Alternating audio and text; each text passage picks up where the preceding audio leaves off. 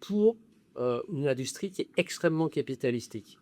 Donc, je ne saurais pas dire exactement comment ça va se passer sur les 5 à 10 ans. Et c'est cela qu'il va falloir surveiller.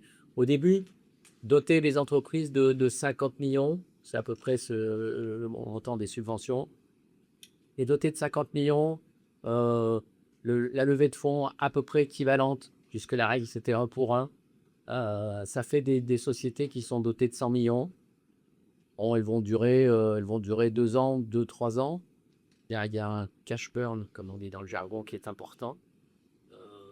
En même temps, on a dans les lauréats une jeune pousse franco-italienne, Nucleo, qui a levé un tout petit peu en dessous d'1 milliard et qui a ambitionné de lever 2 ou 3 milliards.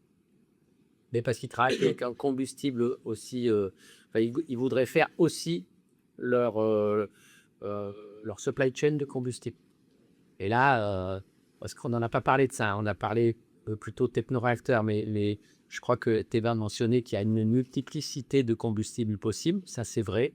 Et en fait, en France, on a tout aligné et c'est un des avantages énormes de notre pays, hein, avec la filière électronucléaire. On a les gens qui font les combustibles, les gens qui font les réacteurs et les gens qui traitent l'amont-aval. Donc, je crois pas que ça existe véritablement à un autre endroit. Donc ça, c'est un avantage énorme. Mais dès qu'on change de combustible, il faut recréer toute la chaîne. Amont, aval, retraitement, etc. Et une chaîne de combustible, on est en train de parler grosso modo de 50-60 milliards. Donc, voilà. Donc, les gens qui sortent avec un nouveau réacteur, qui disent, voilà, celui-là, il est excellent, vous allez voir. Le thorium, par exemple. Il y a beaucoup de gens qui parlent du thorium, parce que sur le papier, le thorium, ça a des avantages.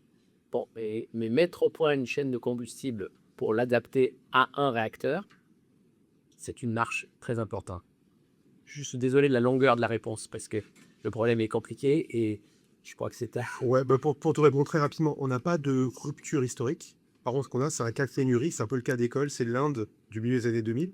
Au milieu des années 2000, l'Inde est dans une situation qui est complexe. L'Inde n'est pas signataire du TNP, du traité de non-prolifération. Et donc, ces installations ne sont pas sauvegardées. Ça ne lui permet pas d'accéder au marché de l'uranium complètement. Et donc, du coup, elle produit de l'uranium et de manière qui est pas suffisante, hein. Donc, elle est obligée de faire une chose qui, en fait, elle baisse la production de ses réacteurs. Son facteur de charge va être baissé et ça va impacter le réseau indien pendant à peu près une quinzaine d'années. Et ça va avoir un effet, c'est qu'à un moment donné, ils vont pas avoir de choix, ils vont devoir signer des accords de garantie avec l'AEI pour permettre d'accéder au marché, d'acheter du combustible nucléaire sur le marché et après d'entrer dans des contractualisations avec la Russie aussi. Donc ça, on l'a. Ce qui du coup est spécifique à la chaîne combustible, enfin au combustible nucléaire, c'est les capacités de flexibilisation qui n'existent pas forcément dans d'autres systèmes combustibles à plusieurs endroits, jusqu'à la flexibilisation extrême qui est de faire jouer ton facteur de charge de réacteur.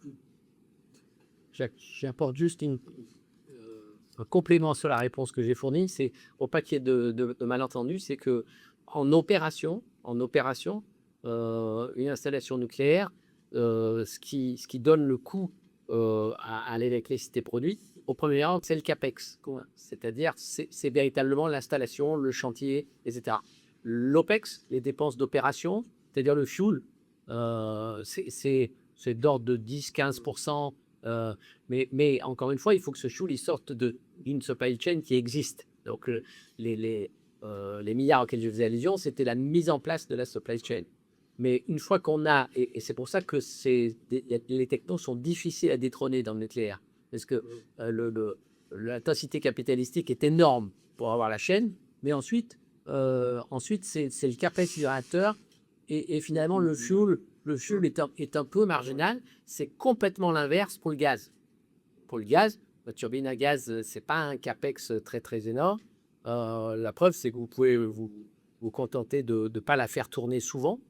Quand vous avez un très gros capex, il faut que ça tourne tout le temps. Quand vous avez un petit capex, votre coût il va être plutôt l'OPEX. Donc vous avez intérêt à pas forcément le faire tourner, vous le faites tourner au moment où ça peut être rentable. parce que votre OPEX, il va coûter cher.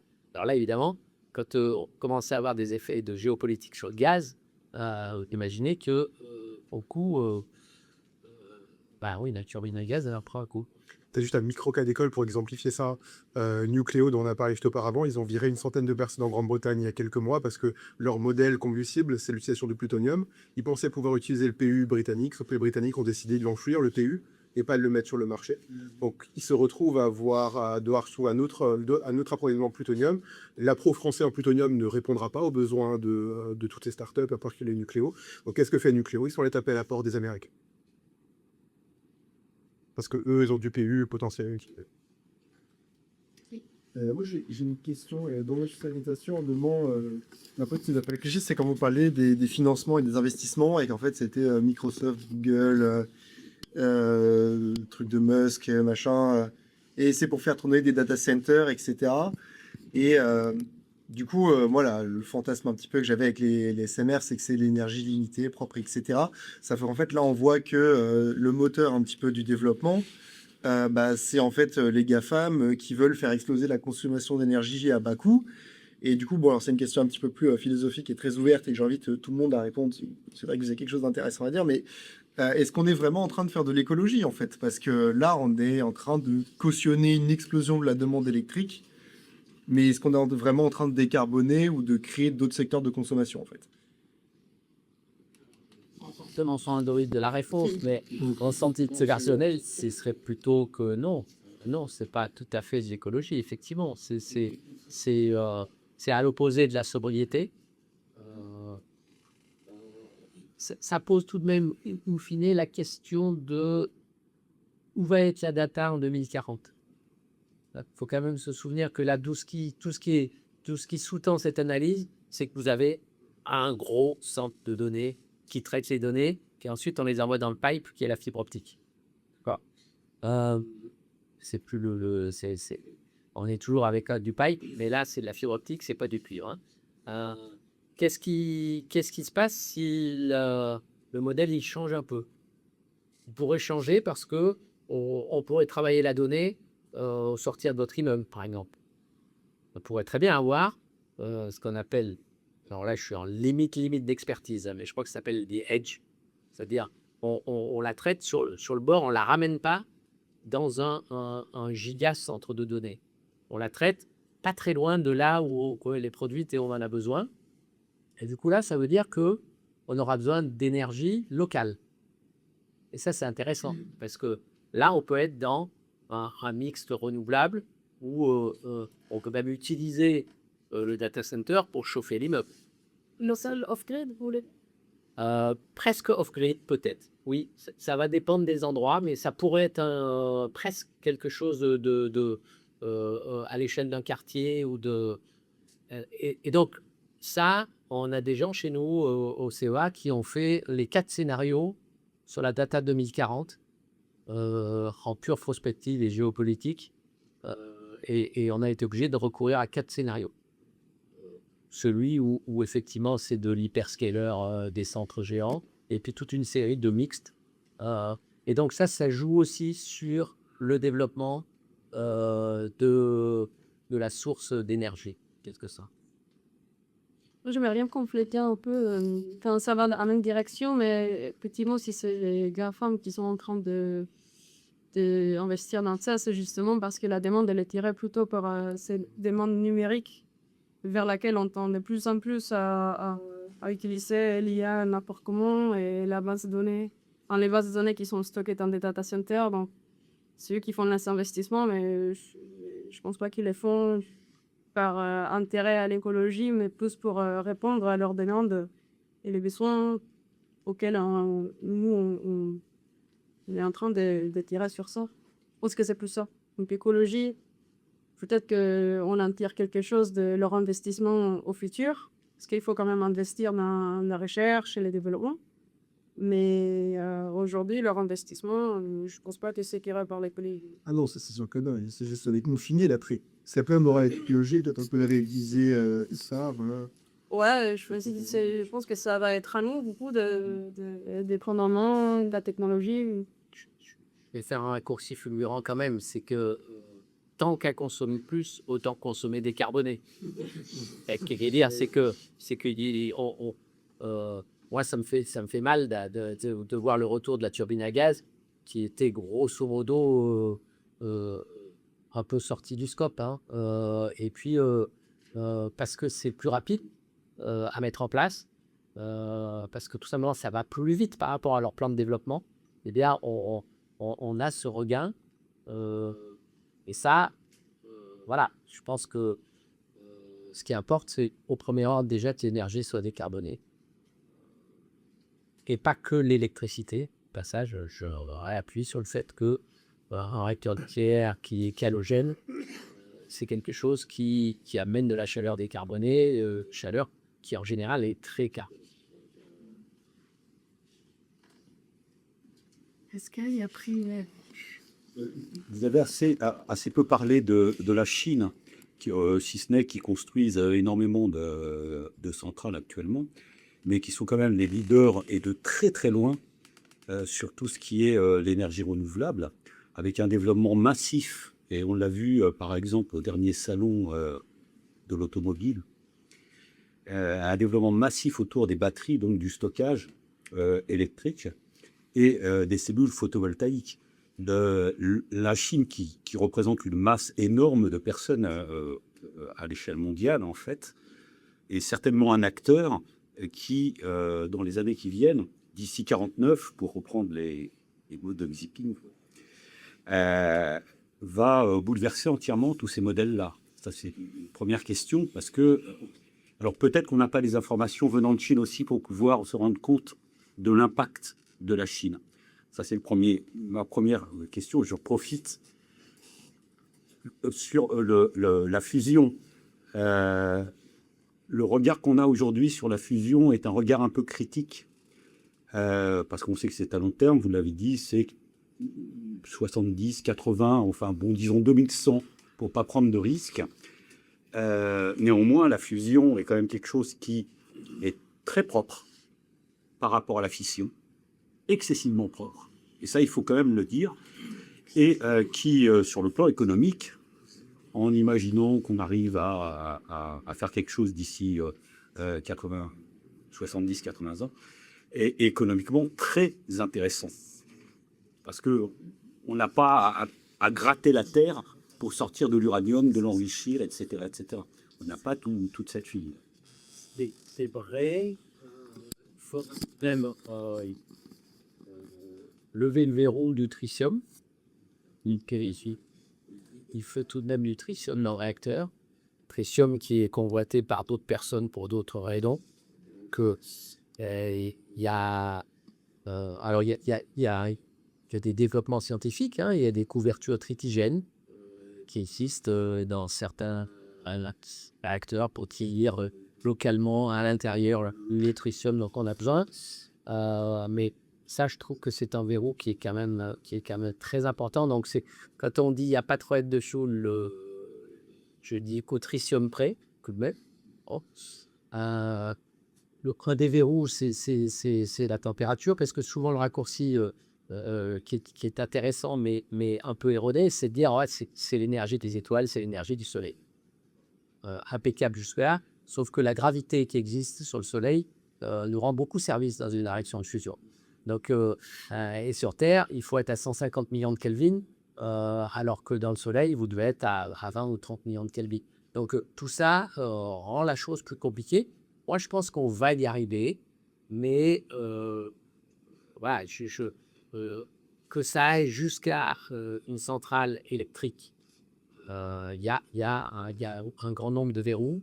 Ensuite, sur le dernier point, il faut bien se souvenir que l'installation crée des neutrons, puisqu'elle fonctionne avec des neutrons, et que c'est un défaut mineur, mais il faut l'avoir en tête, c'est que une fois que l'installation fonctionnera, vous pourrez probablement plus rentrer dans l'installation, parce qu'il y aura une activation neutronique telle que ce sera compliqué. Donc, voilà. Mais je suis d'accord qu'au premier ordre, la chose est plus propre que l'installation de fission, qui, par définition, a des produits de fission. Voilà. C'est alors plutôt de bio, je crois que ce mot doit réagir.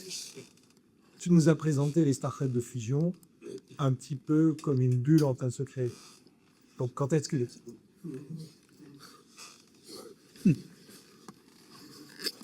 Alors, c'est ce que je vais dire n'engage que moi. Je pense qu'il y a il y a une manœuvre un peu géopolitique et passez-moi l'expression, de vous enfumer sur la fusion pour pouvoir nous vendre de la fission. Ça, pour moi, ça vient des Américains, notamment, qui sont assez avancés sur la fusion, mais qui du coup ont exacerbé les sociétés qui embarquent des installations de fusion, parce qu'ils ont aussi des milliardaires qui sont d'un ou deux ordres de grandeur plus riches que les nôtres, hein. Mais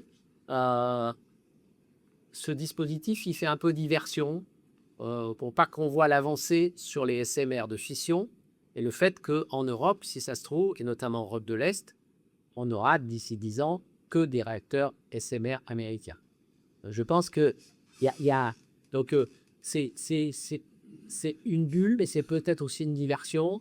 Il se trouve que sur le plan géopolitique, cette diversion, elle sert les Allemands, parce que les Allemands, ils ont décidé de faire l'impasse sur la fission, de miser sur la fusion, et donc eux, ça leur va bien. Mais c'est pas la première fois qu'en termes géopolitiques, il y a une connexion entre les Allemands et les États-Unis sur le plan des économies et des marchés. Donc, mais ça, c'est une vision purement personnelle. Et encore une fois, j'ai bien mentionné une hypothèse où on aurait quelque chose équivalent en New Space, hein. Donc, on peut très bien avoir une pépite qui sort et qui a trouvé un truc extraordinaire et qui remporte la mise. Ce que je pense pour la fusion comme pour la fission, il y aura une prime au premier qui sort. Le premier qui sort un produit qui fonctionne, il doit avoir une part importante du marché. Parce qu'il va capter énormément de financement. Les gens, ils ont mis un peu, comme sur une table de roulette, ils ont mis un peu des jetons partout, mais dès qu'il y a un numéro qui va sortir, tout le monde va être dessus. Y compris probablement les big players qui vont peut-être racheter tout de suite la chose, une fois que que la chose aura été dérisquée. Je me permettrais juste de rebondir très rapidement parce que je pense que parce que moi c'est une métaphore qu'on entend souvent, celle de New Space et le nouveau nucléaire, le New Space. Et moi je trouve qu'il y a quand même une différence fondamentale, c'est le cas d'usage, quoi. C'est-à-dire que le New Space, il a un usage direct, c'est-à-dire qu'il y a une demande. Je pense qu'il faut peut-être qu'on soit d'accord aussi pour dire que pour l'instant chez les SMR, il n'y a pas énormément de demande. Pour avoir beaucoup travaillé avec des cas d'implantation des SMR, discuter avec des usines Céveso, avec des personnes dont le métier c'est de gérer l'usine Céveso, ils veulent pas une INB dans une usine Céveso. Ils en veulent pas. Et c'est pas parce qu'ils sont anti-nucléaires, c'est parce que eux, ils ont une vision qui est de se dire, vous avez déjà géré dans votre vie l'usine Céveso, vous voulez gérer une INB en même temps. Avec la question de savoir, est-ce que je suis un exploitant ou je suis pas un exploitant nucléaire. Pour le moment, moi, les cas d'application où on a un besoin, mis à part peut-être de cas de réacteurs halogènes principalement, et pour des cas très spécifiques, les seuls qu'on a déployés aujourd'hui, ils alimentent des usines de minerais en Sibérie. C'est un cas très spécifique. Là, on a des cas d'application qui sont vraiment sur un déploiement à grande taille de SMR, et donc un cas d'usage qui ferait qu'on a un intérêt à passer à l'échelle industrielle. Moi, pour l'instant, je vois pas trop du bottom-up, quoi. Je vois du top-down. Alors, je suis obligé de rebondir parce que l'exemple que tu fournissais sur le New Space, en fait, tu disais qu'il y avait un besoin. Et il se trouve que ce besoin, il a été fabriqué par Amazon et les autres pour leurs satellites. Oui. Donc, plus de tir parce qu'on veut envoyer des milliers et des milliers de nanosatellites. Donc, Ouais. Mais là, il n'y a pas, l'industrie nucléaire n'a pas créé son propre besoin. non. Alors, Sauf à devenir un consommateur d'énergie. et donc, on y revient. Est-ce que le data center, c'est le nanosatellite Yes, en complot des l'USM. Moi, j'ai une question. Si je peux dans les questions tout est-ce que le premier qui arrive à faire les SMR, c'est pas breveté? Il n'y a pas un brevet qui est défaussé, du coup, il y a un monopole qui s'est créé. Alors, ça marche comment? le premier qui va arriver à faire un SMR, ça va être une techno connue, avec un pont multiple connu, une supply chain connue, etc. Donc, il y aura probablement du savoir-faire, mais pas de brevet. Ensuite, le deuxième point, c'est que la durée de vie des installations nucléaires est telle que quelquefois, on n'a pas forcément intérêt à poser un brevet. Le brevet, il couvre 20 ans et la chose, elle va durer beaucoup plus longtemps. Ja, mais ça permet d'adapter un monopole. On capte les 20 premières années, je suis d'accord. Et en plus, comme je suis responsable d'augmenter le nombre de brevets au CEA, je ne vais pas dire qu'on capte. Et puis après, peut-être juste avoir en tête aussi que l'industrie électronucléaire, c'est une industrie qui est faite d'interdépendance. Oui. Alors, on a appris malheureusement très souvent l'habitude de les médias de dire Rosatom vend, Framatome vend. Oh, quand Rosatom vend un réacteur nucléaire Pakch à la Hongrie, à l'intérieur, les turbines, c'est les turbines Arabelle sauf à Belfort. Donc en fait, l'industrie nucléaire, c'est une industrie qui est faite d'interdépendance. Est-ce que l'industrie des SMR sera différente que celle des réacteurs de grande puissance dans cette interdépendance au sein de la propriété intellectuelle et de la fourniture de la supply chain? Pour l'instant, moi, je ne vois pas de choses qui diraient le contraire. Donc, il est possible qu'on arrive dans une situation où, en réalité, on va vers des réacteurs qui en sont constitués à partir d'IP qui viennent de missions tout à fait différentes, quoi. Oui, merci beaucoup pour les présentations. Moi, je voudrais revenir effectivement sur ITER et puis la fusion. Donc, effectivement, il y a le problème du neutron, en fait, qui est libéré avec la fusion du tritium et deutérium. Et comment gérer ce neutron, en fait. L'idée, en fait, c'était d'aller bombarder du lithium et pour pouvoir effectivement donc générer du tritium. Le problème, c'est que c'est du 1 pour 1. Donc, on sait bien que bon, le rendement, ça ne sera pas ça. Donc, il faudra multiplier effectivement ce neutron, etc. Donc, il y a ce problème-là. Il y a beaucoup de verrous technologiques aussi. Je pense au divertor. Et puis, il y a le plasma aussi, qui n'est pas... la stabilité du plasma est toujours pas... Le contrôle du plasma, c'est un petit compliqué. Et au-delà, en fait, ITER, c'est juste, disons, une expérience... un projet qui permet effectivement de valider des briques, en fait, pour ensuite constituer une véritable machine électrogène. Je pense à Demo, en fait, une machine qui sera 3 fois plus importante que ITER et qui nécessitera effectivement d'avoir validé, en fait, les couvertures tritigènes et tout ça, le divertor, enfin voilà, tout ça. Et ça renvoie effectivement donc au tritium. Actuellement, donc on dépend beaucoup, par exemple, de la technologie CANDU, en fait, les réacteurs à eau lourde, qui permettent effectivement d'alimenter en fait les différents laboratoires et autres en tritium. Le projet ITER était encore retardé là de 8 ans, je crois. C'est 2033 le premier plasma. Et est-ce que c'est ça ou 2039, donc c'est pire encore. C'est l'expérience. Donc après, donc comme on le sait, donc il y aura des mots et il faudra effectivement du tritium pour initialiser des mots, la première machine.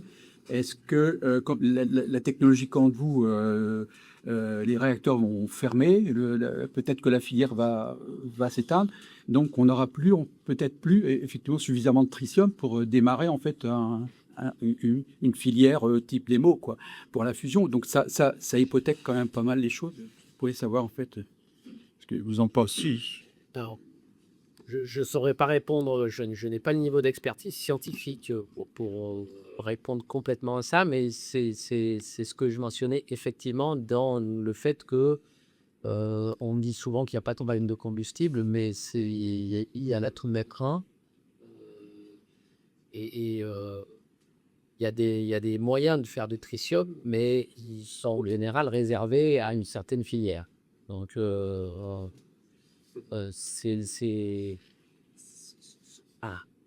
c'est vraiment compliqué. La machine ITER, elle est là pour. C'est une installation, on appelle la machine de scientifique, hein, véritablement pour essayer d'avoir un gain.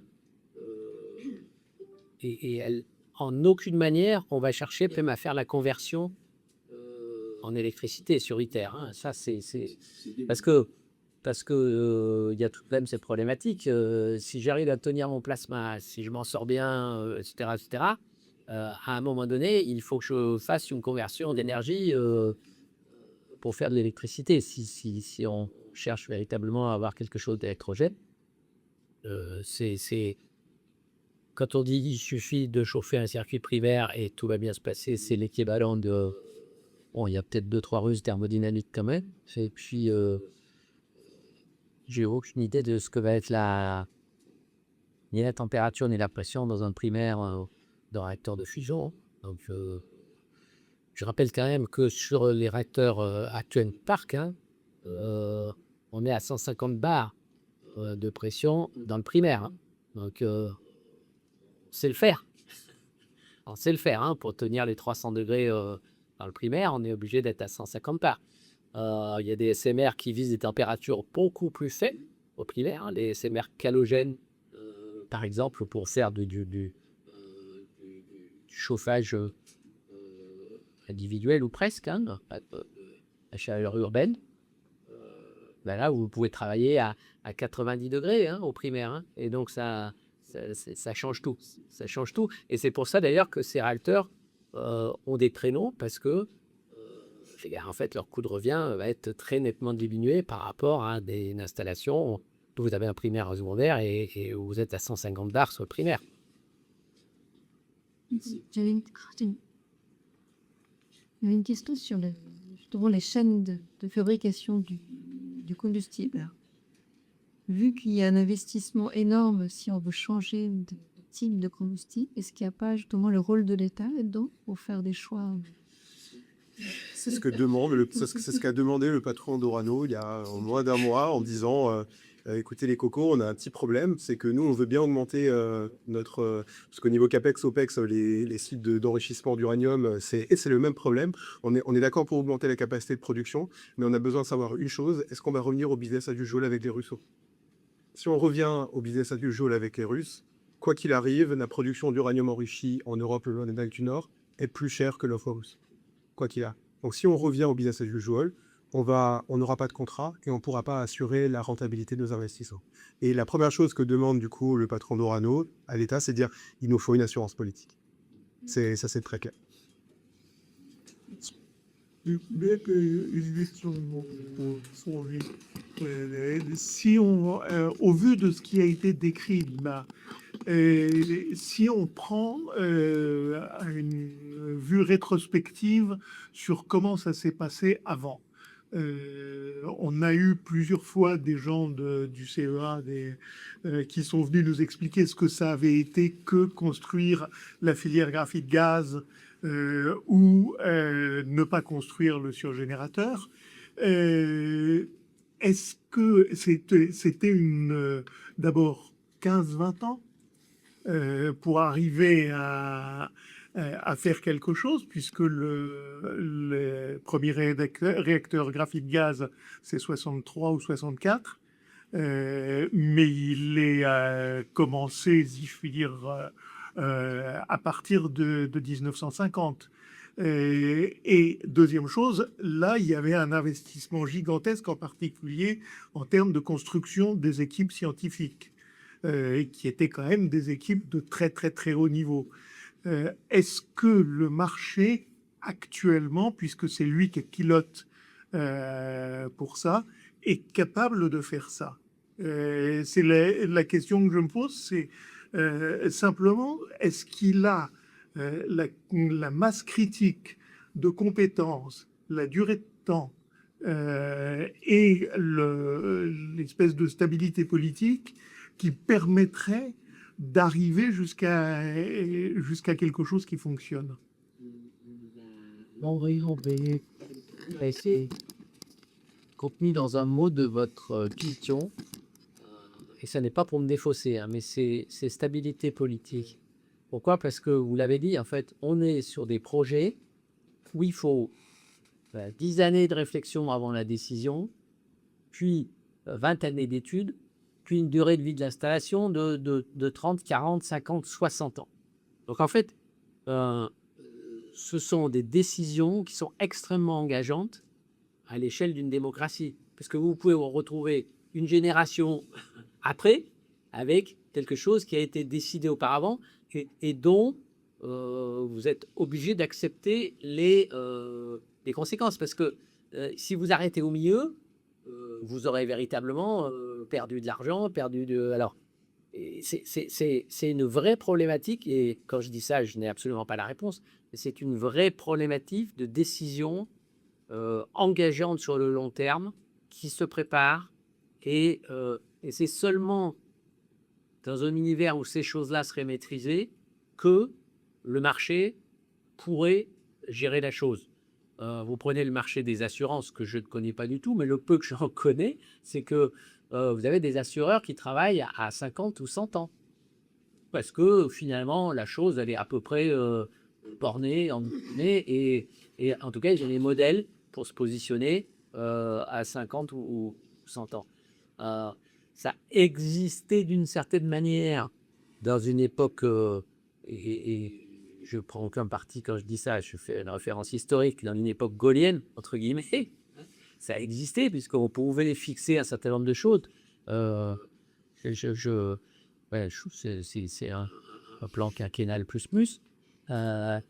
C'est beaucoup plus compliqué dans le monde dans lequel on vit, d'avoir cette vision moyen-long terme, d'autant plus que vous pouvez effectivement, dans une démocratie, avoir des gens qui disent « Mais pourquoi s'ugier par une décision qui a été prise il y a 25 ans par une majorité démocratique, mais qui n'existe plus au moment où… » Si je peux suivre juste il y a le catalogue qui est absolument essentiel dans cette histoire-là et dont on ne peut pas dire que la stabilité était son mot d'ordre. Et ça, c'est une première chose. Mais la deuxième chose qui m'intéresse, c'est est-ce que de la part d'un organisme comme le CEA, il y a une volonté de faire un retour sur expérience pour essayer de comprendre, parce qu'on a des expériences qui ont réussi, des expériences qui n'ont pas réussi.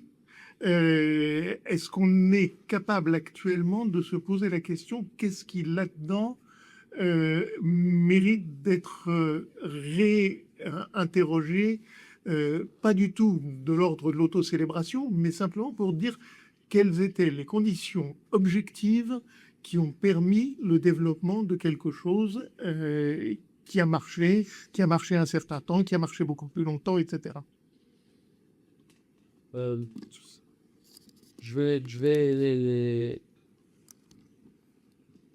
identifier au moins quelque chose qui a changé et qui a aidé d'une certaine manière. Je ne voudrais pas que ça soit mal interprété, parce que je suis trop fond de pourquoi, mais il est clair que la réglementation et les contraintes des autorités de sûreté nucléaire, à l'heure actuelle, sont très, très, très différents de celles qui existaient en 1960. Donc, 1960, c'est une époque de pionniers du nucléaire. On fait les choses vite. On les fait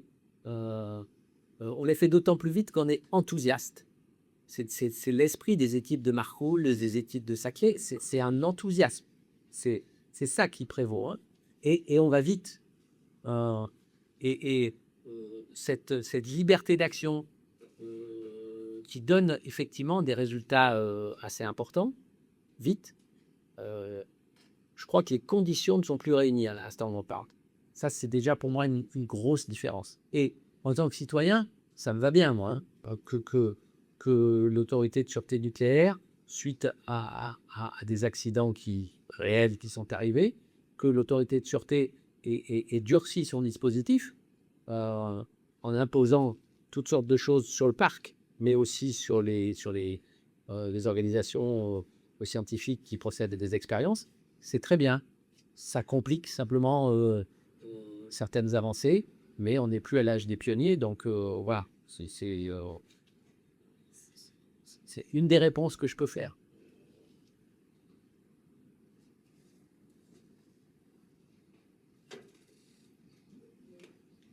Une Bernadiste. Sur votre étude régionale sur l'Europe, elle est permise parce que en Europe, il y a cette diversité et en même temps les données qu'on a. Alors, les autres ensembles auxquels on pense, c'est l'Amérique du Nord, Canada et l'Asie du Sud-Est. Ça pourrait être transposé ou c'est vraiment pas transposable à votre avis sur des autres domaines régionaux, votre étude? Je ne connais pas la réglementation de l'Asie, mais sur l'Amérique du Nord, parce que les marchés fonctionnent différemment, c'est un marché qui se fait au niveau nodal, Une autre. Niveau du node. Des nodes. Et nous, ouais, merci. C'est pas. En Amérique du Nord, avec les petites bourses. Exactement. Exactement. Du coup, c'est intéressant ça.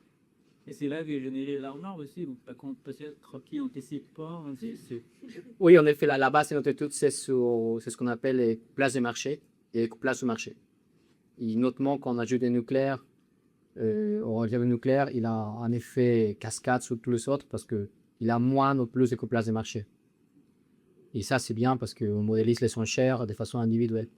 Et sur les États-Unis, ça devient toute une affaire de business.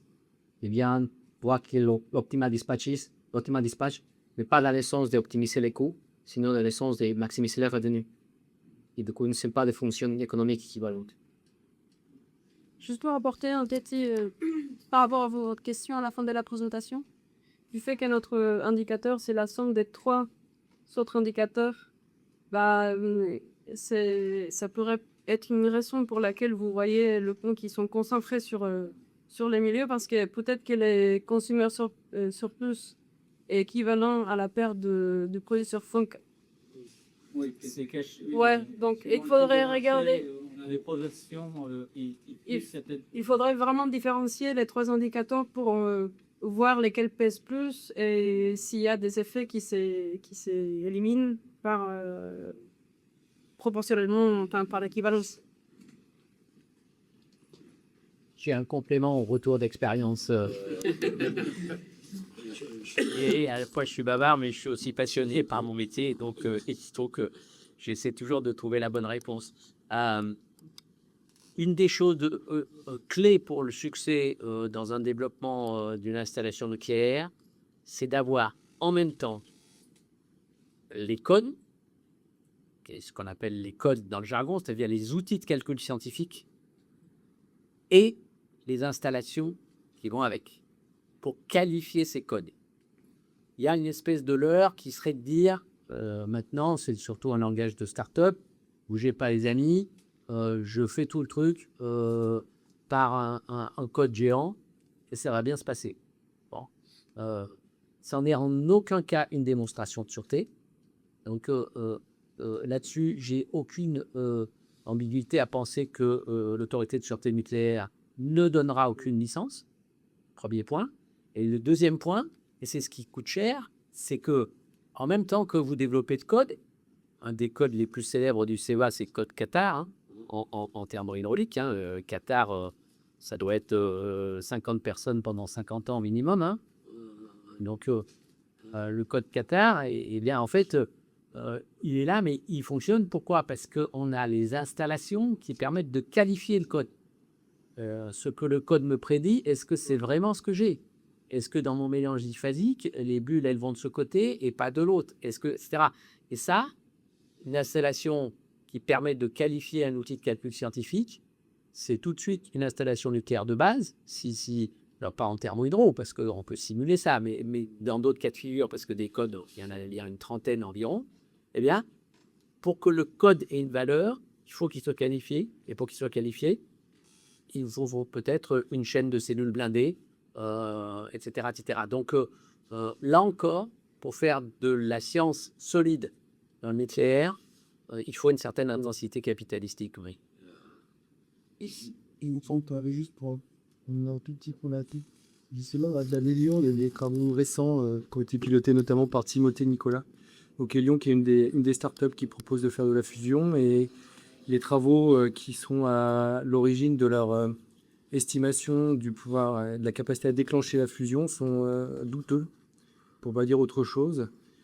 Et du coup, ça pose même la question de savoir si on dispose de l'installation du code, mais est-ce que le code est honnête? Ça commence à faire beaucoup. Il y a un livret très précis de l'autorité de sûreté nucléaire, je ne sais jamais si c'est le 14 ou le 27, qui définit comment qualifier un code. Et si le code n'est pas qualifié, vous pouvez toujours montrer un joli truc avec le code, il n'aurait jamais d'autorisation. Donc ça, il y a beaucoup de gens qui l'oublient, et effectivement, la validité de ce que vous fait le code. La nuance, c'est qu'en fait, la publication et l'annonce de capacité à faire quelque chose est faite pour ramener des sous, mais pas pour obtenir une validation de production. Donc à Delion, c'est assez caractéristique puisque la promesse de fournir de l'énergie, de l'électricité à Microsoft, il n'est pas clair qu'il s'engage réellement à produire par fusion, mais il pourrait tout simplement l'acheter sur le marché pour la refournir derrière à Microsoft. Bien d'accord qu'ils l'ont trouvé énormeuse, donc c'est une espèce de leurre, parce qu'il n'y a aucun moyen pour qu'en 2028, ils sortent un électron de leur système. Donc, mais il y a un truc, il y a des petites lignes qui ne sont pas parues dans la presse, il y a des choses, forcément, l'accord, il est envoyé comme ça en étendard, mais je leur fais confiance pour avoir trouvé un truc. Il y a eu une énorme avancée sur la fusion. Là. On stabilise, il y a une publication qui est sortie, on arrive à stabiliser le plasma durant